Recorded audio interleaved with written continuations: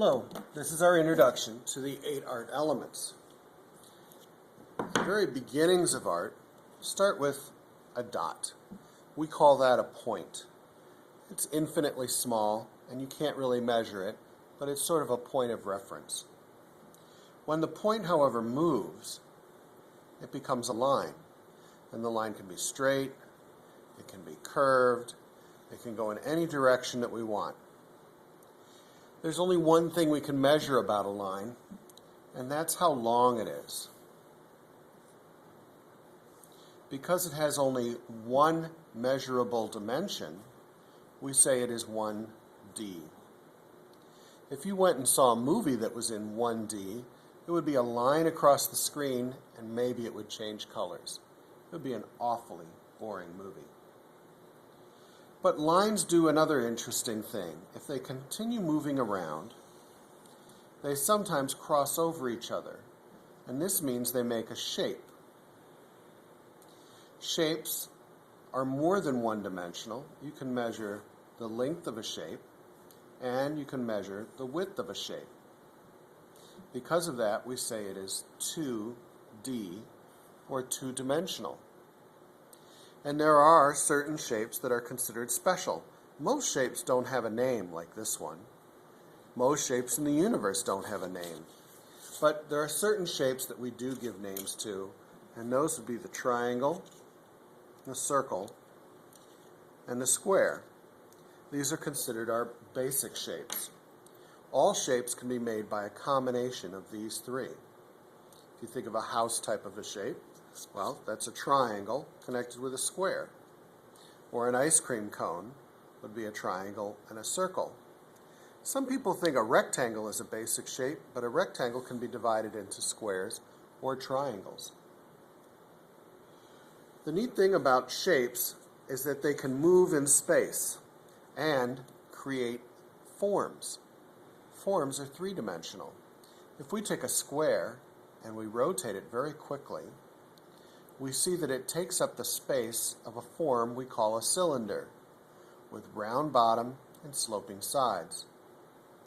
If the square instead moves side to side, the same distance it is tall, it would take up the space of a form we call a cube, like a dice or a box. The circle also can spin. Maybe you've spun a quarter on a table before and you can see that it looks like a sphere. You can also take a circle and move it in one direction, and it also takes up the space of a cylinder. So the square and the circle can be directly related to each other because they can both make a cylinder. Often people think they're opposites. A triangle can also be spun, and this makes another three-dimensional shape, a form that we call a cone. So that means now that we have 4 forms, and that's sometimes the easy way to remember it because the word for is in the word form. Yes, it's spelled differently, but it works. So our 4 basic forms are a sphere, a cylinder,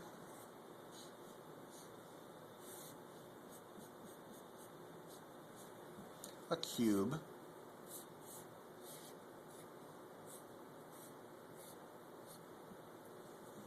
and a cone.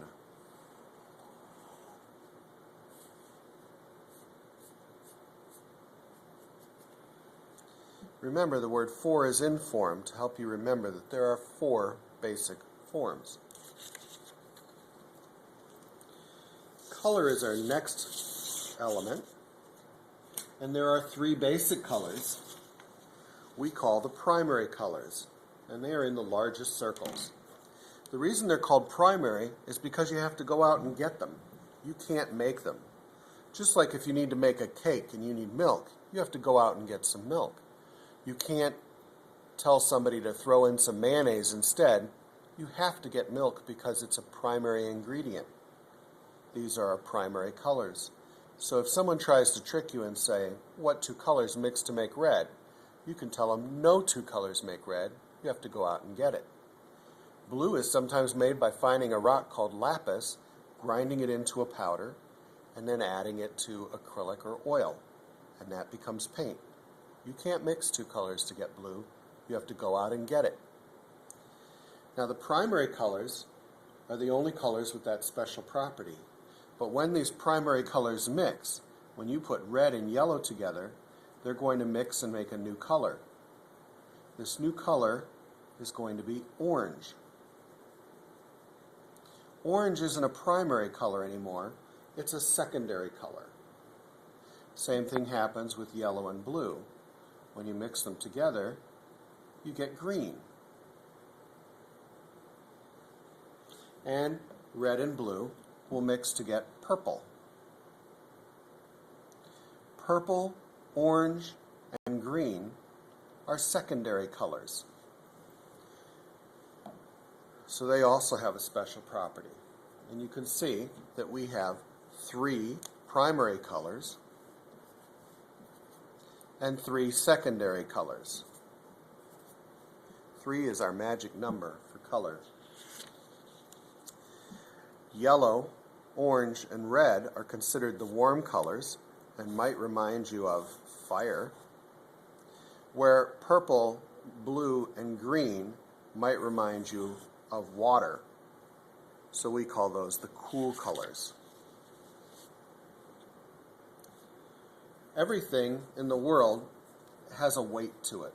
This pen, this roll of tape, even the paintbrush I was using. We don't like to use the word weight, we use the word mass. Mass refers to the weight of something. The funny thing is that dark things often look heavier than light-colored things. So when we look at the color of the tape and the color of the cap of this pen, visually the black is going to be more dense because it's going to remind us of things like rocks, stone, metal, and lighter colors might remind you of cotton or clouds, lighter things. So visually, if we colored boxes, one light and one dark, the dark colored box will look heavier than a light colored one. The roughness or smoothness of a surface refers to its texture. We have a smooth texture here, but if you were to rub your fingers on rock, that would be a rough texture. The roughness or smoothness of a surface is its texture. Sometimes texture can be made by repeating an art element. Let's say that we take an art element like line. If I draw one line, it's just one line. If I draw a couple more, it's just 4 lines. But as soon as I repeat it a whole bunch, I could ask someone to come over and tell me, what is that? And they might say, well, it looks like grass. Well, grass is a texture. So my repeated lines have become texture. I can't say when exactly that happens. It just sort of happens. Same thing if I took a pyramid and I put that on the ground. It would just look like a little pyramid on the ground. But if I put 100 of them together and push them all together very tightly, you might be afraid of that texture, thinking it looks like a bed of nails. So even a repeated pyramid can become texture. All objects, art and non-art objects, take up space. You may have even heard somebody insult you by saying you're a waste of space. But space comes in 2 types. They are positive, meaning where the object is, and negative, where the object is not. So in a building, we are in the negative space of the building because the positive space is made of bricks and walls. So you exist in the negative space of the building. If you go swimming, however, then you are diving into the positive space of the water. And then you are in its positive space. Light helps us see all other art elements. When light comes in our windows, it is white light. It hits an object. The object absorbs all of the color and reflects back to our eye the color that we see. So technically an apple is every color of the rainbow except for that shade of red that comes to your eye. Light is reflected, and then we see things. The light in our universe, because of our sun, is white light and can be broken up into different shades when you put it through a prism. We like to use a shorthand example for this. We say that we have red, orange, yellow, green, blue, indigo, and violet. You can generally really skip indigo, but it makes for Roy G. Biv, which is a nice way to remember the spectrum. Roy G. Biv spells out red, orange, yellow, green, blue, indigo, and violet.